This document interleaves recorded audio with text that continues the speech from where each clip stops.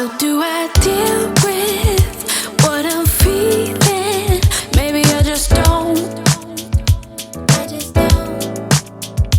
What you do when I'm in ruins, all alone. I'm all alone, and I know nothing to do helps me forget about you. You just came out of the blue. If you only knew. Let's sit and have a cup of coffee. Let's go to a restaurant. Go to a field, pick up some strawberries. Then maybe let's fall in love. Sit and have a cup of coffee. Let's go to a restaurant. To a field, pick up some strawberries. Then maybe let's fall in love. Hi, hello, reader friends, and welcome back to another weekly vlog. I am so excited to do this week with you because, as you got a sneak peek in the beginning of the video, yesterday we went to the bookstore and I picked up, I guess he's gonna be making noise during this.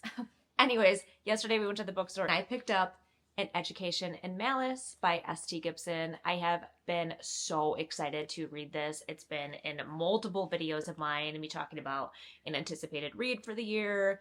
It was on my March TBR video, and here we are in March, and look who is sticking to what she said she was going to do and read the books that she put in that video. But this one at least has been on my list, on my radar, honestly, since the fall when I read her book, A Dowry of Blood, and it just blew me out of the water. I just really enjoyed it. I loved the writing so much in that book. Didn't have time to read too much last night or this morning with coaching things happening, so I am currently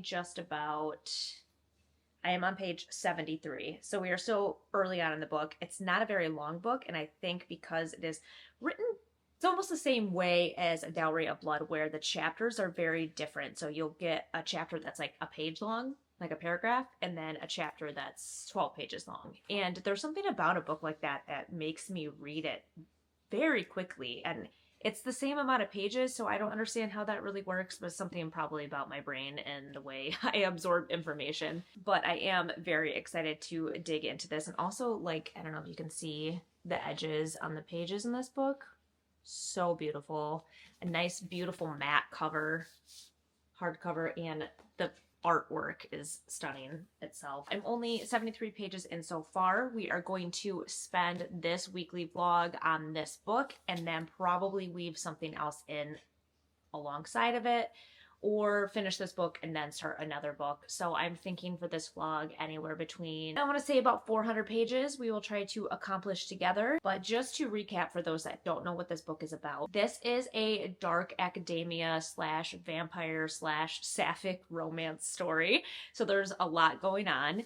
It is written in multiple POV, which I do usually like. I like a multiple POV story. Again, I think it's something about kind of, if it's done right, like done well, you don't ever feel like it's hard to keep track of, and I think it keeps the story moving along. But we follow our main character, Laura, who is around 20 years of age. She has graduated high school and took a year off before deciding what she wanted to do with her life, but she has always loved writing and poetry. So she has now enrolled in an all-girls college in Massachusetts. So we are talking New England setting in the fall, beautiful scenery, and the school is set somewhere deep in the woods.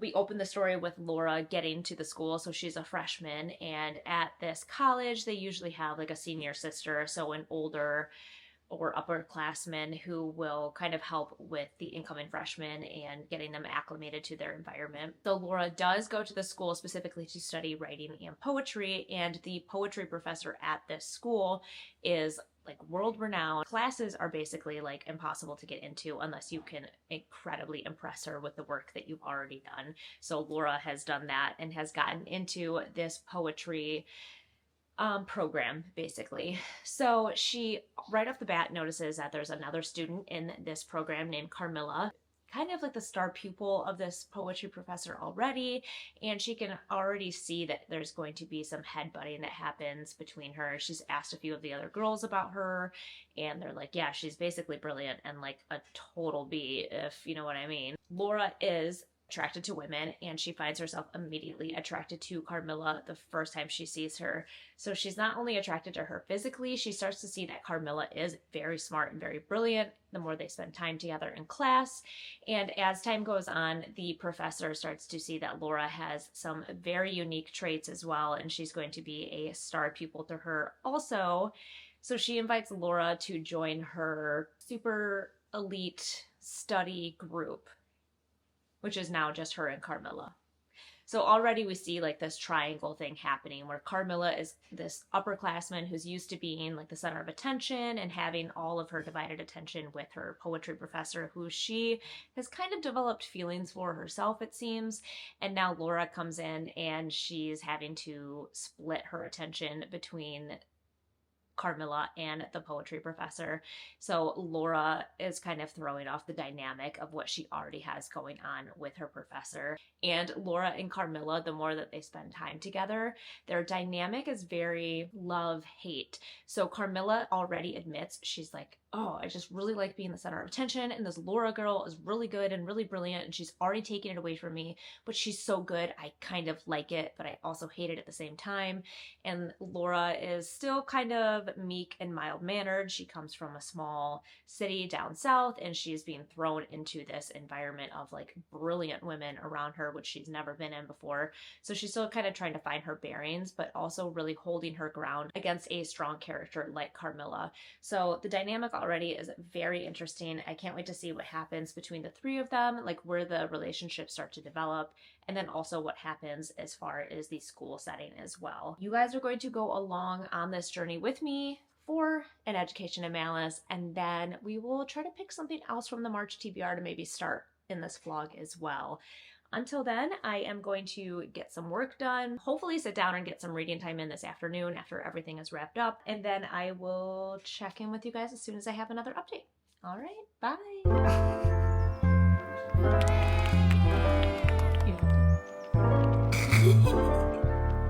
This is turning into a corgi ASMR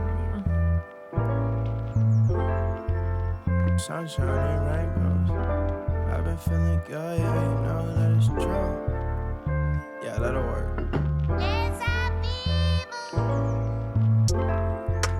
Sunshine and rainbows. I've been feeling good, yeah, you know that it's true. You say that you love me, baby, what you tryna do? We could see the world every day, me and you. Sunshine and rainbows. I've been feeling good, yeah, you know that it's true. You say that you love me, baby, what you tryna do? Every day is sunshine and rainbows. I've been looking good, trying to hit the mangoes. Take a trip out to the beach, just see where the day goes. Put a smile on my face, yeah, I feel it. Lost in the sauce like I made a couple millions. Broke with an attitude, girl, you acting basic. If I told you that I love you, then you need not just a trip. Just me Different than your average, I'm Googling not hit it, hit and words quit. You a queen as I if you read. hang around. Real love, let a youngin' come and hold you down. Right and wrong don't exist, Laura. They're fairy tales made up by priests and parents. There is only art and ugliness, and I'm willing to suffer any indignity for the sake of art, even at the hands of Miss D. Ew. I've been feeling good, yeah, you know that it's true. You said that you love me, baby, what you tryna do? We could see the world every day, me and you. Sunshine and rainbows. Oh my gosh, well, hello friends. Guess what? It is Friday. And guess what happened this morning? I finished An Education in Malice. And I didn't even get to check in with you guys at all yesterday. It was like one of those days where we were running from one thing to the next, and we actually ended up doing another bookstore trip, like 2 times in 1 week. Who are we? Just kidding. We do that a lot. But I didn't even take the camera with me because we were just going from one thing to the next. And then here we are. It's Friday, and I have completely finished 1 book in this vlog. I'm kind of shocked myself. I'm going to prop you guys up here so we can have a little sit down and talk through things together. So I guess our check-in for today is going to be me giving you final thoughts on An Education in Malice. Final thoughts are, I actually really enjoyed it. It's definitely not, it wasn't quite as gripping as A Dowry of Blood. I don't know. I wouldn't say this is YA, or maybe it is. I guess I'm a little confused at what genre this book is supposed to actually fall into. It reads very YA as far as the narrative is very light, very easy to read through. I mean, I finished this book so quickly, and then there is some spice as the characters' relationships start to build. So it's like, I don't want to say it's necessarily YA because it's not the spiciest book I've ever read. And honestly, A Dowry of Blood was very much adult when it came to the spice level. But this was definitely a little bit like, as the book went on and the characters came into their own and came into their sexuality, they were experimenting, and you got to basically run through the entire experiment with them. But again, the rest of the book read pretty YA. These are young adult girls, so like they're around 20 years old, and they are in St. Perpetua's College for girls, and so they're kind of that young adult age. It's not so young where you feel kind of icky reading about them, maybe developing some relationships, and then it's not so old where you're like, this feels weird because now it's too young adult, if you know what I mean. It's a great age, in my opinion, to write and read about. So I really liked it. I think it was a beautiful story of thinking you know what you want, and then realizing maybe what you wanted wasn't all it was cracked up to be. Also, a lot of growth and development for each and every character. So we followed our main character, Laura, through this book, who was introduced early on to another main character named Carmilla, and they started a rivalry almost right out of the gate, vying for the attention of their poetry professor, Mrs. D. So it becomes this very interesting, like, triangle dynamic, not necessarily a love triangle because there's not a romantic relationship between Mrs. D and the girls, almost more matriarchal. She does end up being the vampire in this story, so she almost starts to create, again, it's not a sexual relationship. In fact, Carmilla has always kind of wanted to take that next step with Mrs. D, and Mrs. D has always denied her that, and she is this 200-year-old vampire who has lived through some things and seen some things, so she is very quick to kind of pull Carmilla back with her young and excitable behavior, being like a 20-something-year-old female. You know how the world is kind of at your feet, and you're growing and you're learning, and you're just so excited for life, and you don't necessarily understand what consequences are to actions when you're still this very young adult. Laura, in the beginning of the book, comes off as this very kind of naive girl. So she's now in this New England setting around totally different types of people, around nothing but girls who are constantly vying for attention of each other and their professors, and there's academic rivalries. So she's very much thrown into this world of just intensity. And Carmilla kind of pushes back against her right from the beginning because she has a little bit of jealousy almost, because Mrs. D takes a liking to Laura right off the bat and allows her to join her poetry seminar class. So from the beginning, you see this very weird dynamic that kind of keeps shifting over and over through the book, where Mrs. D is always kind of at the top. Laura and Carmilla are like fighting against each other for her attention. But then as Laura and Carmilla start to come into their own and realize that they actually have feelings for each other, the dynamic of everything starts to shift. So I won't give too many spoilers on this book because it is such a quick and easy read. I think if it's something that sounds interesting to you, I would definitely recommend picking it up. I didn't necessarily love it as much as A Dowry of Blood, but I still liked it because it was easy to read. It had that paranormal aspect, so it was still a story about a vampire and the way that they live, and then also a very, very much a love story. And watching Carmilla and Laura learn about themselves and then what they like in a relationship was really endearing, and I really enjoyed that. Laura going from that naive girl who hasn't had a ton of life experiences very quickly becomes the strong one, and she is very quick to stand her ground and say what she wants.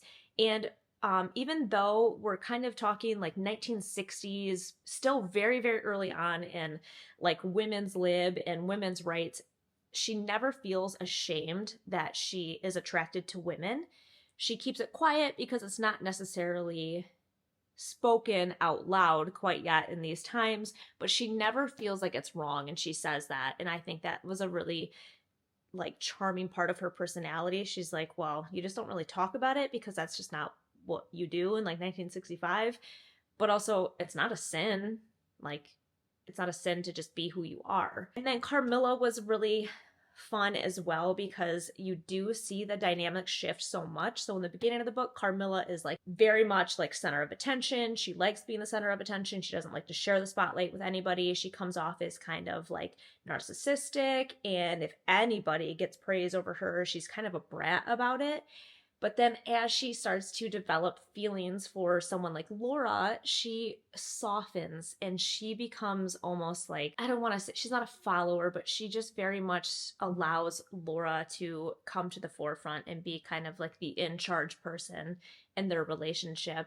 So Carmilla is very emotional and kind of like does things based on emotion, and Laura is very level-headed, and they make this really good balance in each other. And then also the dynamic of Mrs. D, of her being like this older woman, even though she's not like old, but she's old because she's a vampire, and what she thought she was going to create in like this little family setting, then very quickly realizing that she can't have complete control and power over everything she wants, and these young women are going to love and feel and think what they want. So I don't know, I really enjoyed it. I am surprised. Again, I know reading is so subjective, and I'm going to say I'm surprised that the reviews on this book weren't like higher, but I guess I'm going to rate this, I think, like a 3.75 4, because it wasn't necessarily my favorite, but I still really, really enjoyed it. So again, if you do like a dark academia setting, if you love love, this is a love story first and foremost. And also if you like kind of a paranormal setting as well, this was really a great blend of all those things to me. And I really, really enjoyed it. And again, a very quick read. So An Education of Malice, S.D. Gibson, still a big fan. Love her the most. Can't wait to read her next novel when I get it. Finished that one this morning, and then I was playing around with what to read next. Like, I already have my March TBR out, and I will link the March TBR video in the description of this vlog. So go back and watch that if you want to see what my plans are for the month of March. And then, of course, I always tend to go rogue. So I like to make a game plan and then stray completely from that game plan from time to time. And our bookstore shopping experience yesterday did that to me. I could feel myself getting pulled in a lot of different directions.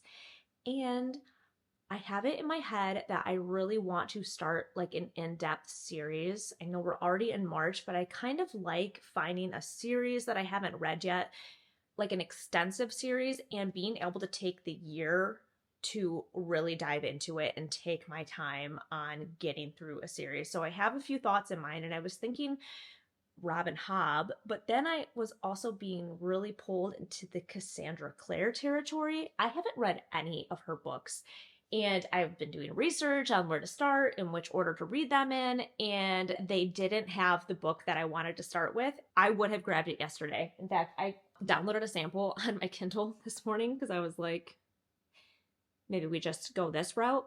So I did the sample, read a little bit of it, and then I was like, well, wait, let me go back to my March TBR and what I said I was going to read and pick out one of those books and see what I think. I'm just going to read a little bit. So I picked up A Fate Inked in Blood. First of all, look at this stunning Fairy Loot edition. Oh my God. Out of this world, gorgeous. But I read the first page and I was like, case closed. This is what I'm reading. I'm hooked from like the very first page.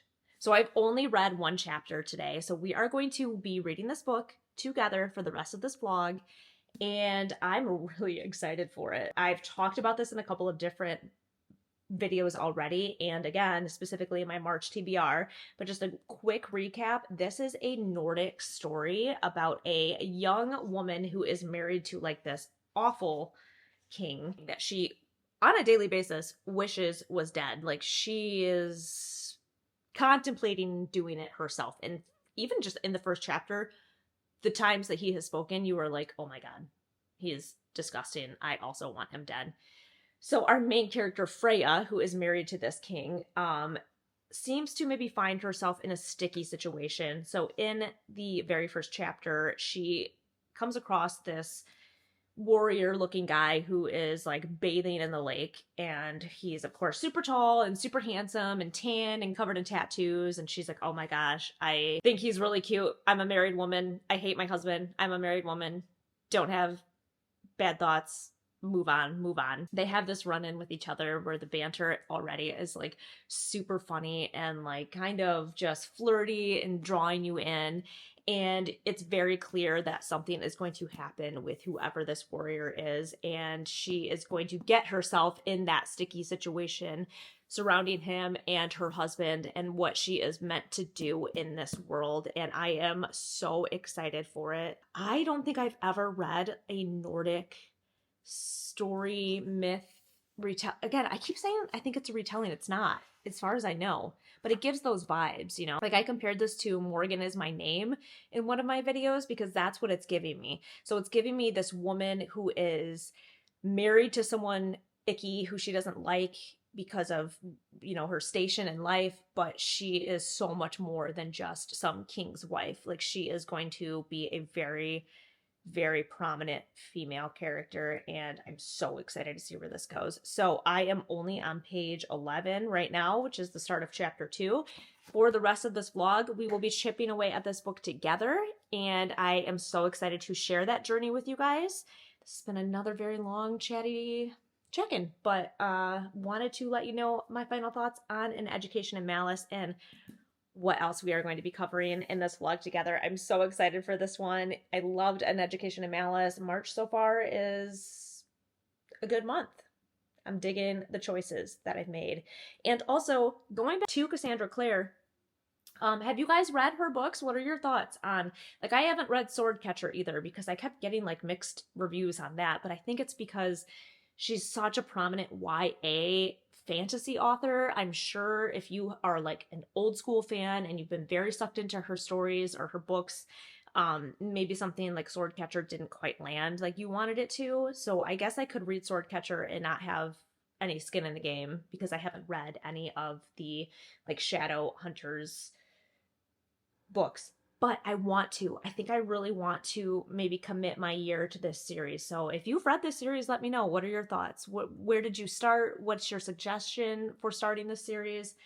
Is it really worth it? Like, she's like a tried and true name in the YA fantasy realm. So I'm kind of like wanting to dip my toe in that pool. So yeah, I don't know. I'm gonna wrap up with you guys now. I have some stuff to do at the gym this afternoon. Another busy weekend at the gym because of our community event. So maybe this week will be the week you get a peek. I don't know if that's ever gonna happen. There's just a lot going on. Life has been crazy busy. But we're still getting some good reading time wherever we can. So super excited to pick up this and read it along with you guys. I will give you another check-in when I have a chance. Until then, enjoy the rest of your day and have a lovely weekend. I will check in with you guys later. Bye.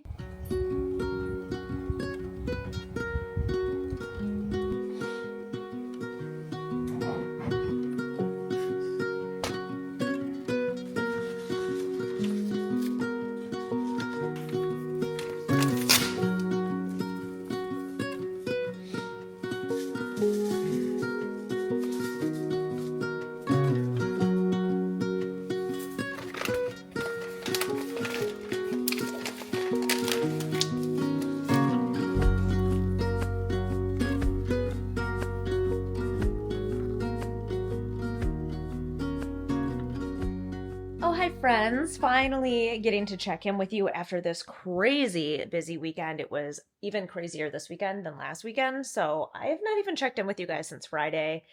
And with that being said, I've made quite a bit of progress in my book, A Fate Inked in Blood, which is good. I just did not mean to go so long without checking in with you guys on where I'm at in the story. So I'm going to do a quick recap, quick recap on the book and where I'm at and my thoughts on it so far. I believe the last time we spoke, I did relay that this book is a Nordic story about a young woman named Freya who is basically blessed with the blood of a goddess who allows her to become a shield or use shields as protection, but like project protection. So she can hold a shield and then evoke the name of this goddess, and then she will be like completely surrounded by a protective shield. She's learned that she can project that even further onto other people or use other things besides an actual shield to become protected as well. Freya has been forced into this marriage with someone named Jarl Snorri, who 20 years ago was told a prophecy by a seer that he would become king of the land when he found the Shield Maiden. The Shield Maiden would help get him on the throne, and she would be discovered by the hand of a fire god, which is his son, Bjorn. So Bjorn has the blood of a fire god. He is able to create weapons out of this fire that it's like such a hot burning fire, does not harm him, but it will basically incinerate anybody else around it. And his manifests into the shape of an axe. So that's how his power is projected. And basically, this Jarl Snorri has now kind of put these pieces together for this prophecy. So he has married Freya because he knows that he needs her to try to get on the throne. And he has put his son Bjorn in charge of protecting Freya and also teaching her how to be more of a warrior and use her actual powers, because she spent her whole life basically hiding the fact that she had this power in general.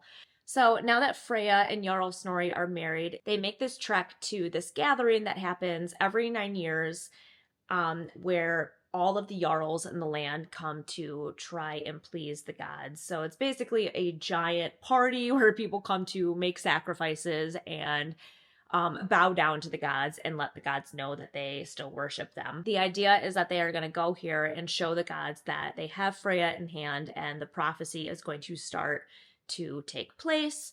The only problem is none of the other Jarls want Jarl Snorri to be the king on the throne. So they are trying to attack Freya at every turn and basically kill her and eliminate her as a way for him to get on the throne. Because of this, all of the people in Jarl Snorri's land are doing anything they can to protect Freya. So we're talking at all costs. People are sacrificing themselves.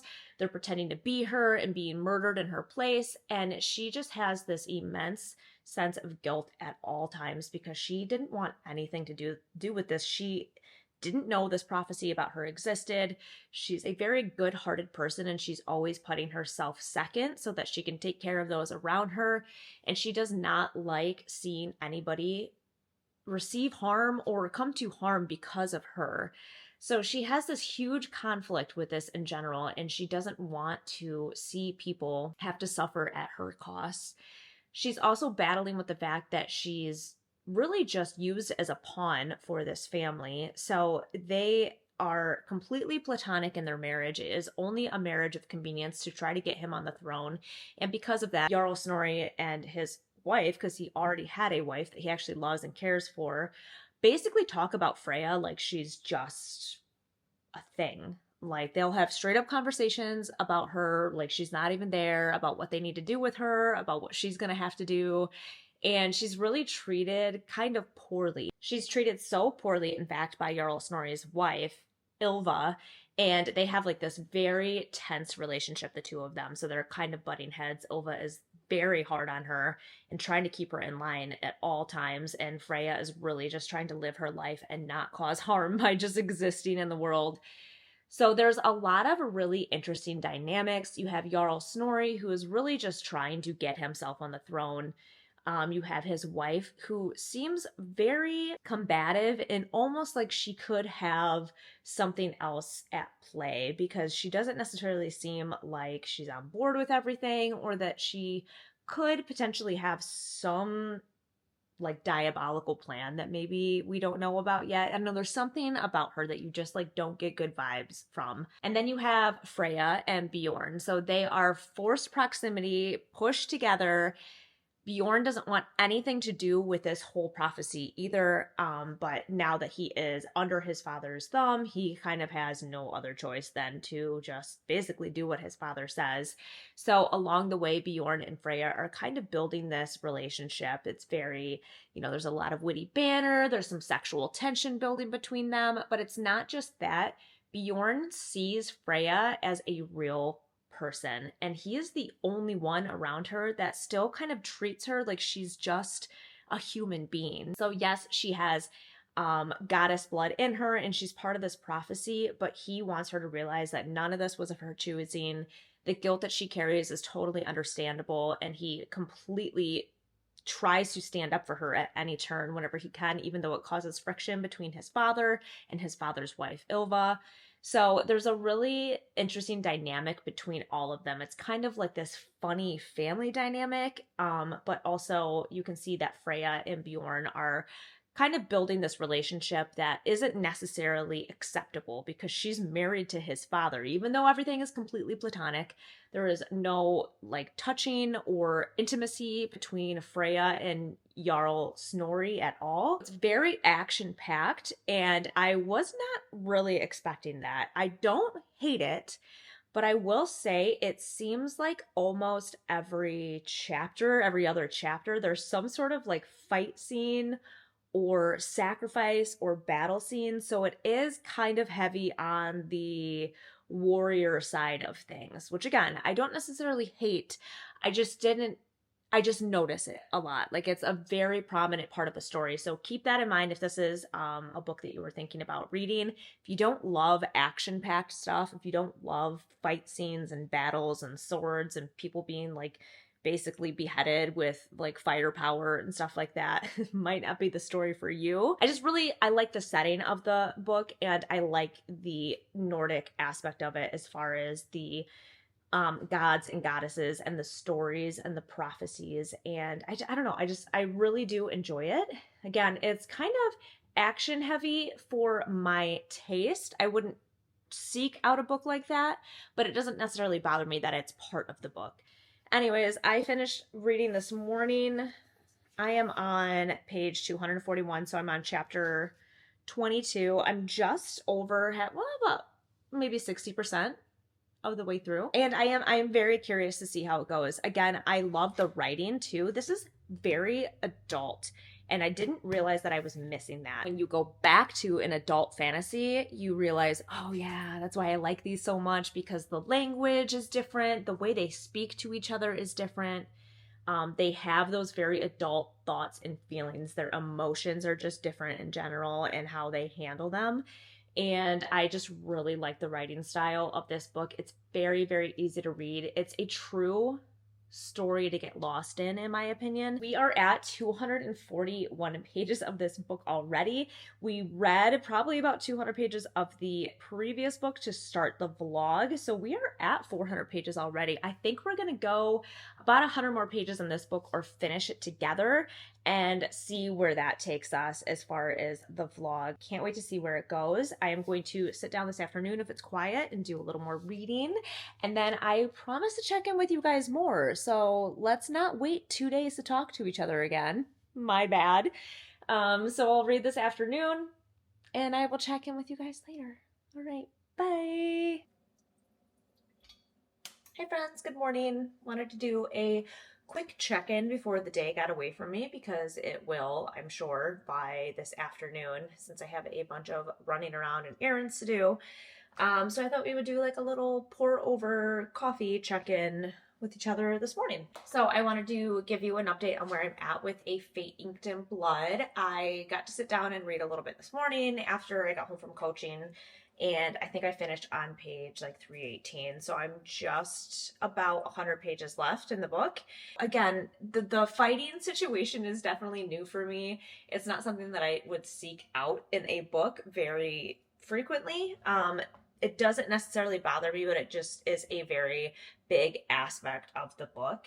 So one of the goals of the book was to get Jarl Snorri on the throne as king, and they just took down the Jarl that was preventing them from doing that. So they kind of went into like this final battle, I guess, if you will, where they snuck up on this Jarl and all of his people and basically took him and all of his warriors out. And now they've basically like ransacked this place, and Jarl Snorri is officially king and taking the throne, and other Jarls are coming to swear their oath to him. And basically now we have gotten to like the major point of this book.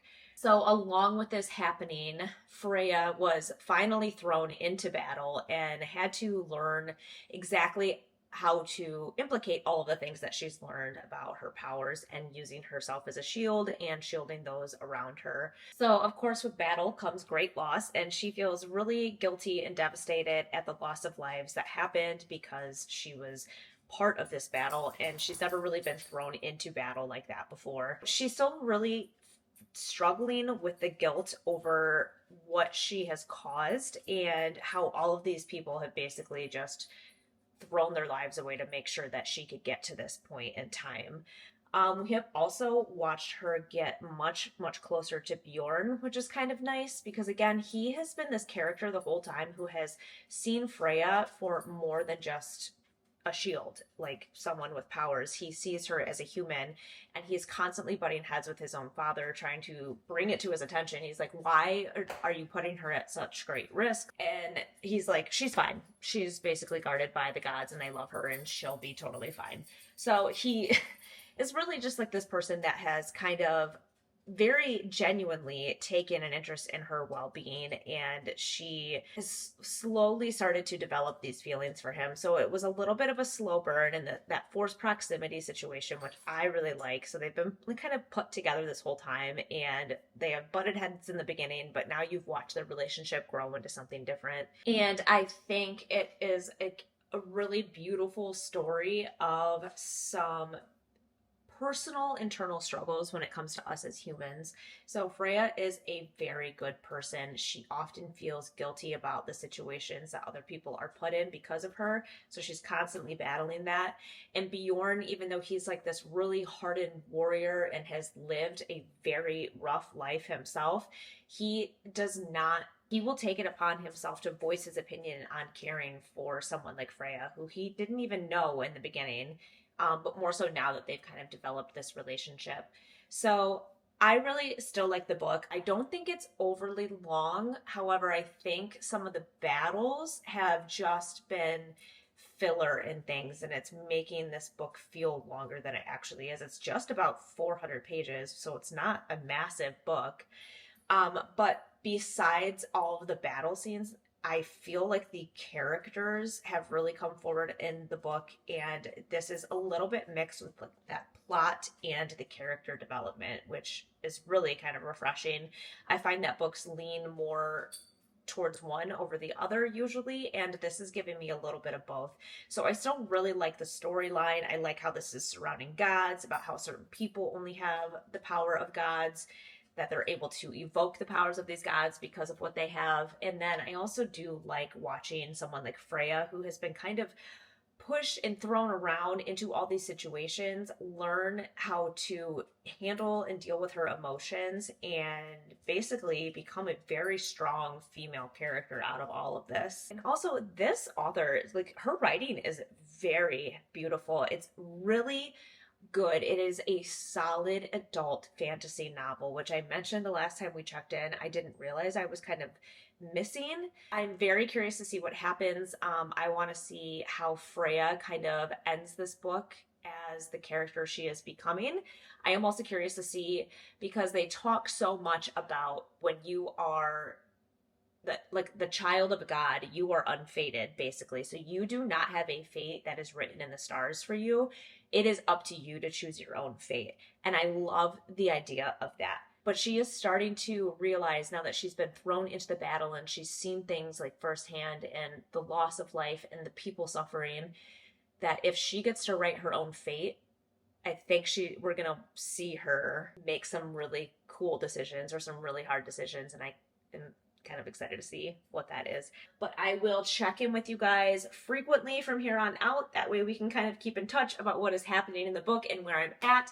And then we will probably be wrapping up this vlog very soon. So I hope you guys have an amazing day. I will check in with you as soon as I have another update. Bye. Friends, hi, hello. How are you today on this lovely sunny day in Michigan? I am actually going to the gym this afternoon, which hardly ever happens at this point in my life anymore.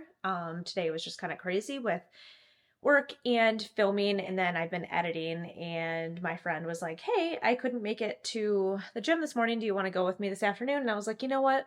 YOLO. I'm going to crack a little caffeine and I will meet you there, especially because I am kind of, ahead of schedule is a stretch, but I will say this much. I have wrapped up the last book in this vlog, which is A Fate Inked in Blood. I finished this yesterday, and I have thoughts, and I have feelings.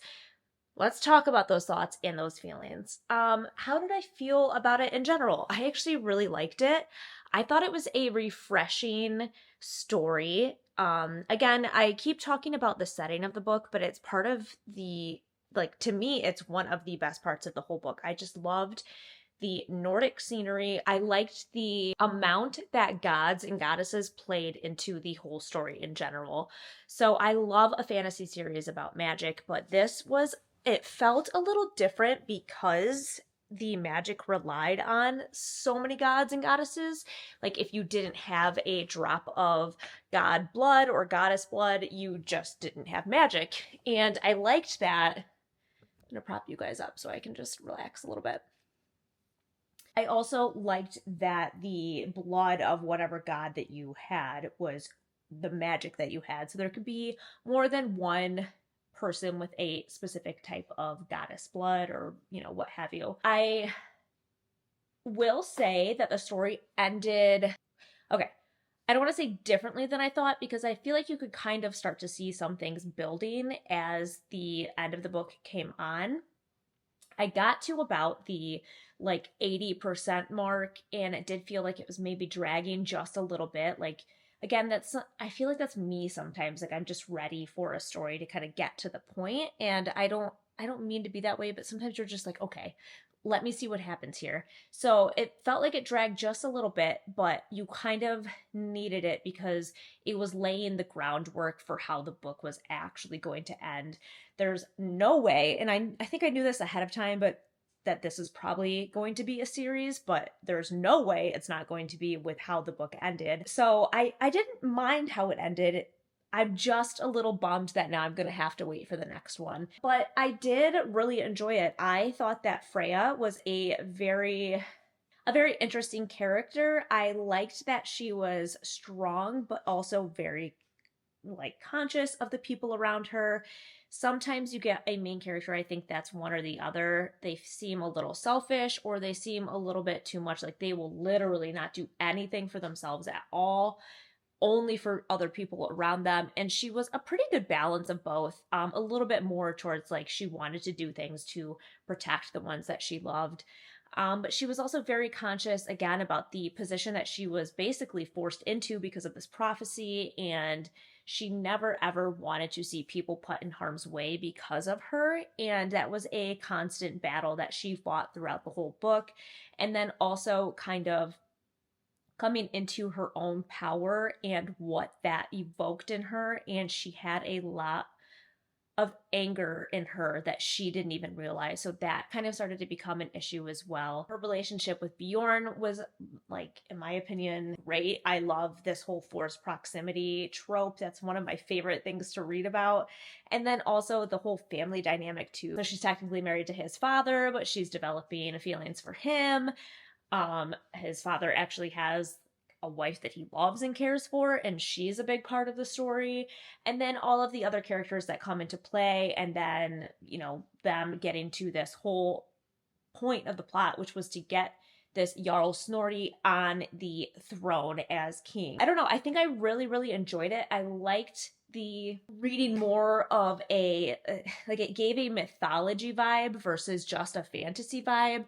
So, you know, you think about like Thor and Loki and all those gods and goddesses and what their powers are, and then people being able to use those powers. So I thought that was really cool. I did talk a lot about the battles and the fighting, which seemed kind of excessive to me, but maybe that's just because I don't typically read very battle heavy books. Maybe it's not as much as I'm thinking it is. I don't know. Because again, like I read a lot of fantasy.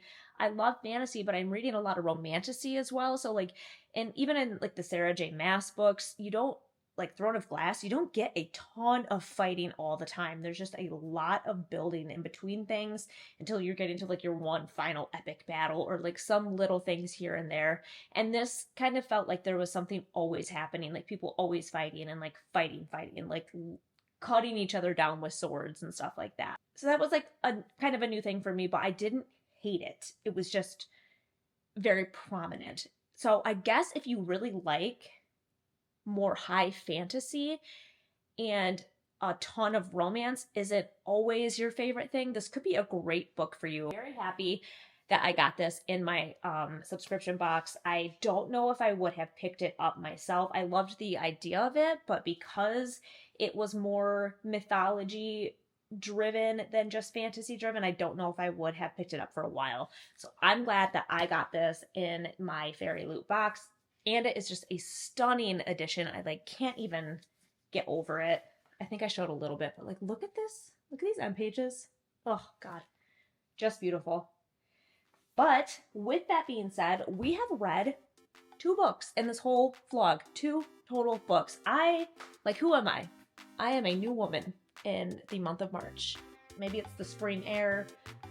I don't know what it is, but 2 whole books in this vlog, and I am so happy that you guys joined me on this journey. With that being said, we are going to wrap this vlog up here. Good news, I have already picked out the next book on my TBR, which was actually kind of random because I tend to go rogue, but I did get an arc that I started last night. So I am going to start fresh with our next vlog and that book, and then pick probably another physical book from my TBR that I've already done in my March TBR video and read that alongside of it so we can go through those books together in the next vlog. It has been a wild week, busy with so many things at the gym and so much life stuff per usual, and I'm so glad that you guys joined me on this journey.